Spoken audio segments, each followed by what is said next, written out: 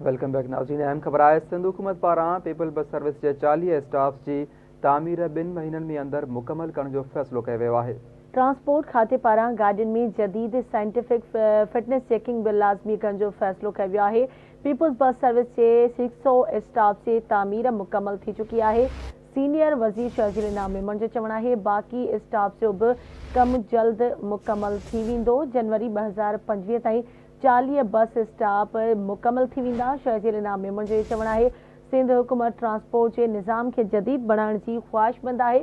Peoples bus service जा stop जदीद तरीन बनाया वेंदा। सीनियर सूबाई वज़ीर शर्जील इनाम मेमण जो चवणु है जदीद बस स्टॉप मुसाफ़िरनि लाइ वेहण की बेहतरीन जाइ और मौसम का भी तहफ़ुज़ फराहम कंदो। अहम ख़बर अवां सां शेयर कयूं पिया।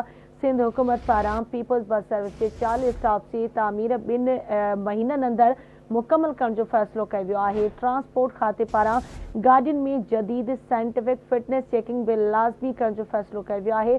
पीपल्स बस सर्विस के 100 स्टाफ की तामीर मुकम्मल थी चुकी है। शर्जील मेमण जो चवणु आहे बाक़ी स्टाफ जो भी कम जल्द मुकम्मल थी वेंदो।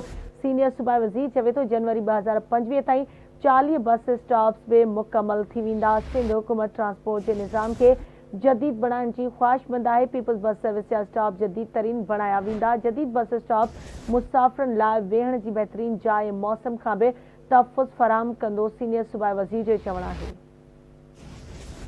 इन हवाले से लाइन ते मौजूद है कराची का आमिर सुप्रो। जी आमिर, कड़ा तफ़सील आहिनि? जी बिल्कुल ज़ुबैर, सिंध जे सीनियर सूबाई वज़ीर शर्जील इनाम मेमण जी सदारत हेठि इजलास थियो आहे ट्रांसपोर्ट खाते जो, जंहिंमें ट्रांसपोर्ट जो जेको सेक्रेटरी आहे उहो बि मौजूदु हुयो। सिंध जे सीनियर सूबाई वज़ीर शर्जील इनाम मेमण हिदायतूं कयूं आहिनि त 2 महीननि में जेकी 40 बस आहिनि बसियुनि जा स्टाफ आहिनि उन्हनि खे मुकमल कयो वञे। ॿिए तरफ़ खाते पारां जदीद साइंटिफिक चेकिंग भी लाज़मी करार ॾियण जो फ़ैसिलो कयो आहे। सिंध जे सीनियर सूबाई वज़ीर शर्जील इनाम मेमण चयो आहे त पीपल्स बस सर्विस जा जेके 100 स्टाफ आहिनि उन्हनि जी भी तामीर खे मुकम्मल कयो वञे। बाक़ी जेके रहियल स्टाफ आहे उन्हनि खे भी जल्द मुकम्मल कयो वञे। सीनियर सूबाई वज़ीर शर्जील इनाम मेमण इहो बि चयो आहे त 2025 ताईं जेकी 40 बसियुनि जा स्टाफ आहिनि उहे कंहिं बि सूरत में मुकम्मल थियणु घुरिजनि। सूबाई वज़ीर इहो बि चयो आहे त सिंध हुकूमत जे ट्रांसपोर्ट जे निज़ाम खे जदीद बनाइण जी ख्वाहिश आहे।